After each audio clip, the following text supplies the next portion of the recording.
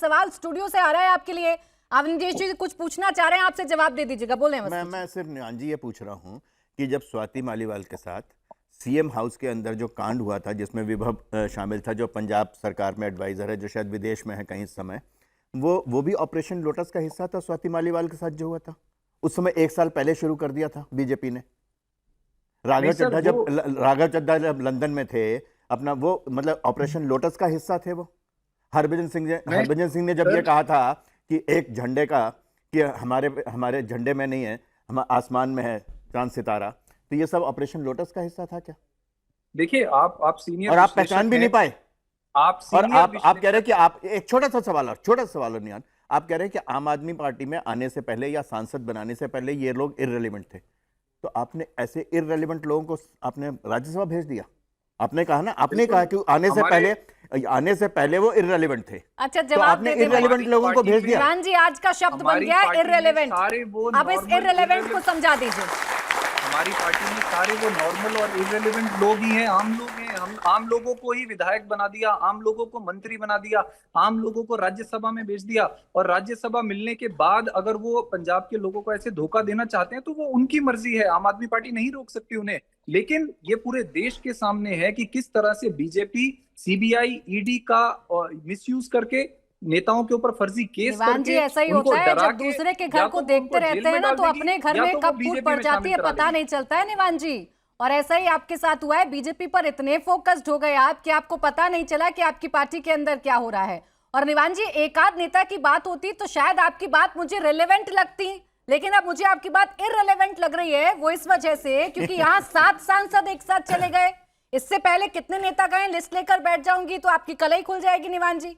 देखिए, बीजेपी के सामने खड़ा होना आसान नहीं है प्राची जी। बीजेपी के सामने खड़े होने के लिए आपको जेल जाने के लिए तैयार रहना पड़ेगा। हम तैयार हैं, ये लोग तैयार नहीं थे तो बीजेपी में चले गए। ठीक है, जो बीजेपी के सामने जेल जाने के लिए तैयार है उसी को वही विपक्ष में रह पाएगा।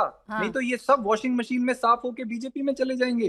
यानी एक भूल तो आपसे हो गई, कि आप पहचान नहीं पाते हैं लोगों को, आपको पता नहीं चलता। पहले बैकग्राउंड चेक करवाया करें ना निवान जी कि कौन जेल जा सकता है और कौन जेल नहीं जा सकता है। क्राइटेरिया रख लीजिए ना, अपनी पार्टी में ज्वाइन कराने का एक क्राइटेरिया रखिए कि भाई आप जेल जा सकते हैं कि जेल नहीं जा सकते, उसके बाद अपनी पार्टी में ज्वाइन कराइएगा।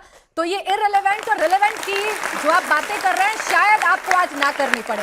खैर, बंगाल की बात कर लूं। सुनिए प्राची जी, एक सेकंड, आपने इंपॉर्टेंट बात कही है। इन लोगों की आप मीडिया बाइट्स उठा के देख लीजिए। इन्होंने यही कहा था कि हम जेल जाएंगे, हम जेल जाने के लिए तैयार हैं, हम किसी जेल से नहीं डरते। आज इनको बताना चाहिए ना, ये क्यों चले गए फिर? आप बड़े मासूम निकले निवान जी, आप बड़े मासूम निकले। इतनी मासूमियत के साथ सियासत नहीं हुआ करती है, फिर ऐसा ही होता है जैसा आपके साथ हो रहा है। खैर, मानव जायसवाल जी को जरा स्क्रीन पर ले आइए। मानव जायसवाल जी, सब तो बंगाल की तरफ देखते रह गए, खेला पंजाब और दिल्ली में हो गया, लेकिन एक खेला आप लोगों के साथ भी होने जा रहा है। आज गृह मंत्री हो चाहे प्रधानमंत्री हो, सब ये कह रहे हैं 4 मई को भगवा लहर देखने को मिलेगी पश्चिम बंगाल में। तैयार हैं आप? सपना बड़ा सुनहरा है, आंख खोलो, जिंदगी अभी खुशनुमा है। गले आपके माध्यम से प्राची जी पूरे देश को और जितने भी आपके पैनलिस्ट हैं और जितने भी आपके देखने चाहने वाले हैं सभी को बहुत बहुत नमस्कार है। खेला तो हो चुका है बंगाल। कल जिस तरीके से बंगाल की माताओं ने, बंगाल की बहनों ने, बंगाल के युवाओं ने जिस तरीके से ममता बनर्जी पर भरोसा दिखाया है, ये उसका एक छोटी सी झांकी है। अभी 29 बाकी है और 4 पे पूरी देश में ममता बनर्जी छाने वाली।